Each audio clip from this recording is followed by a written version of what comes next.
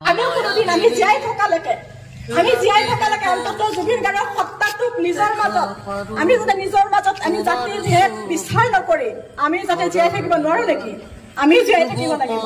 গতিকে চাওক, এইবোৰ মায়া মোহ টকা পইচা জাতি ভেদ এইবোৰ সকলো মিছা।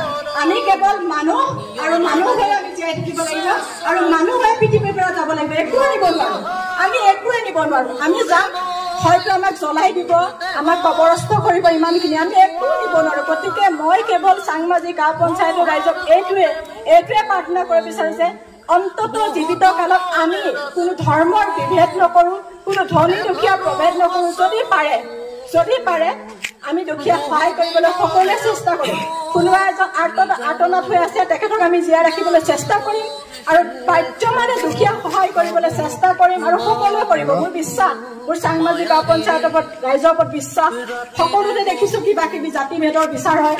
মোৰ চাংমাজি গাঁও পঞ্চায়তত মোৰ বিয়া হোৱা 25 বছৰ হ'ল, মই কোনোদিন দেখা নাই জাতি ভেদৰ প্ৰভেদ। গতিকে জুবিন দাক কেৱল ভাল পালে নহব, জুবিন দা আমাৰ মাজৰ পৰা কায়িকভাৱে আঁতৰি গৈছে, কিন্তু জুবিন দা আত্মা আমাৰ মাজত এতিয়াও আছে।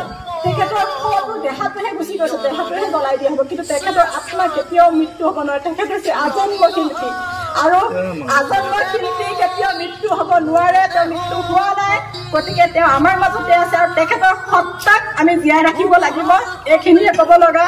আমি কান্দিব লাগিব, কান্দি থকা মুহূৰ্তত আমি প্ৰতিজ্ঞাবদ্ধ হ'ব লাগিব যে তেখেতৰ সত্তাক জীয়াই ৰাখি আমি জাতি ভেদৰ প্ৰভেদ কোনোদিন নানো, কোনোদিন আমি বিচাৰ নকৰো কোন হিন্দু, কোন মুছলিম, কোন ব্ৰাহ্মণ, কোন খ্ৰীষ্টান, আমি বিচাৰ নকৰো। আৰু আমি যি পাৰো নিজে একো লৈ যাব নোৱাৰো, মানে আনক সহায় কৰিবলৈ চেষ্টা কৰিম আৰু মই ভাবো সকলোৱে কৰিব। আৰু এইখিনিকে কৈ মই তেখেতৰ শ্ৰদ্ধাঞ্জলি অনুষ্ঠানত প্ৰথম চাকি গছ জ্বলাব বিচাৰিছো আৰু এইখিনিয়ে ক'বলৈ ৰাইজৰ মাজত মই এইখিনিকে অনুৰোধ কৰিলো।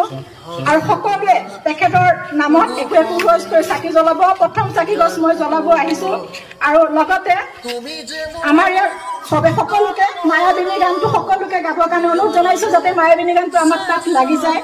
বেগত আমাক বজাই দিয়ক মায়াবিনী, আৰু সকলো আমি একেশ্বৰে গাম মায়াবিনী। তেখেতে যিহেতু ভাল পাইছিলে যে মোৰ মৃত্যুত এই গানটো বাজিব লাগিব। আৰু সকলোৱে আপোনালোকে দেখিবলৈ পাইছে আমাৰ মাননীয় মুখ্যমন্ত্ৰী ডাঙৰীয়া, কোনোদিন দেখা নাই মানুহজনক ইমান আৱেগ বিহ্বল।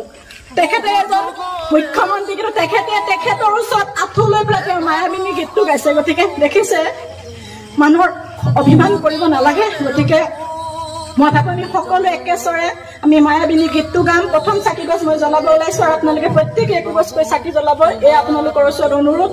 এইখিনি মোক ক'ব লগা।